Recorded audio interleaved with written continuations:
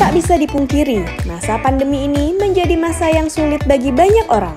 Salah satu situasi yang dirasakan oleh masyarakat Indonesia adalah adanya krisis pangan, yang disebabkan karena sejumlah jalur distribusi pangan terhambat, adanya penimbunan bahan pangan oleh oknum tertentu, hingga harga yang melambung tinggi.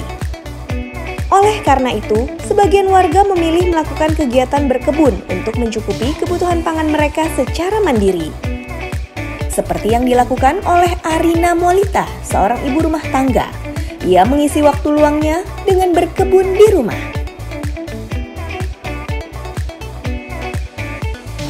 Di masa pandemi seperti ini, kami juga mengalami hal-hal yang sama dengan keluarga yang lain, yaitu bagaimana berpikir 2-3 bulan ke depan bisa mengisi waktu atau beraktivitas bagaimana supaya kita tetap bisa bertahan dan tidak mengalami kejenuhan ya.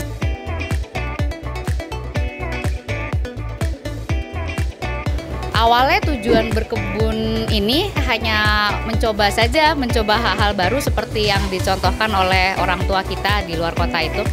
Tapi setelah 1 bulan kami melakukannya, sepertinya seru juga kalau kita menyempurnakan kembali niatnya, karena ternyata manfaatnya banyak sekali gitu ya. Dengan bisa memproduksi sendiri, kita bisa menghasilkan tanaman sayuran yang sehat karena kita bisa kontrol nutrisinya sendiri. Semuanya kita tahu dari mulai awal proses pembibitan sampai penanaman, pemetikan kita tahu. Ini kita juga rencananya kalau memang ternyata ini baik, sudah ada banyak tetangga juga yang berminat begitu, bisa kita sampaikan juga secara keilmuan atau mungkin juga bisa untuk berbagi. Nah, ini bisa jadi tujuan utama juga karena di bulan yang baik ini untuk bisa berbagi ini suatu hal yang sangat luar biasa, karena berbaginya tidak hanya sekedar berbagi tapi berbagi sesuatu hal yang terbaik. Pertama, kita hanya membibit sesederhana, membibit tanaman yang paling mudah dulu, yaitu sayuran seperti kangkung, karena masa panennya cukup singkat, tidak lebih dari 1 bulan.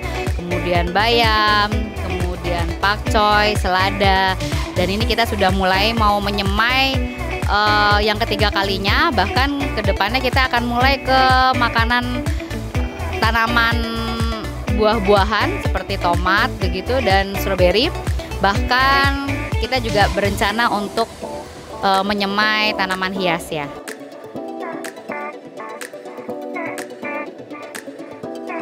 Karena paling kesulitannya hanya karena waktu di awal-awal kami memulai berkebun ini, awalnya kami belajar sendiri, otodidak, mencari sendiri informasinya melalui online, melalui sosial media, melalui internet.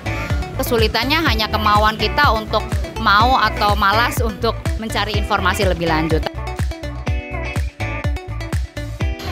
Tipsnya paling yang pertama itu tadi, satu, mencari informasi dan dukungan yang tepat dulu gitu, karena ketika kita mencari tahu di internet atau berusaha belajar otodidak sendiri, mungkin secara prosesnya jika mengalami kendala jadi lebih butuh effort atau upaya begitu ya. Tapi dilakukan memulai dari yang kecil-kecil saja dulu, dari skala yang kecil yang paling mudah ditanam, misalnya tanaman sayuran, kangkung, atau yang paling cepat panen dan paling sedikit lah biasanya kendalanya, kita mulai dari skala kecil itu dulu. Dan yang tips yang paling utama sih sebetulnya lebih kepada yang penting menikmati prosesnya begitu. Harapannya kesadaran kita semua, masyarakat atau manusia itu bisa menjadi lebih sadar, paham dan terima bahwa gaya hidup sehat semacam ini semoga lebih meningkat begitu. Salah satunya juga kemandirian kita dalam memproduksi sendiri bahan makanan sehat kita dari rumah. Kita mulai dari hal yang kecil, kita mulai dari diri sendiri, kita mulai dari sekarang untuk bisa menjadi lebih mandiri ya, untuk mewujudkan Indonesia jauh lebih baik lagi. Insya Allah sih kemandirian Indonesia bisa kita mulai dari sekarang dan inilah saatnya. Mari kita semua berjuang. Selamat berjuang, revolusi mental, inilah saatnya.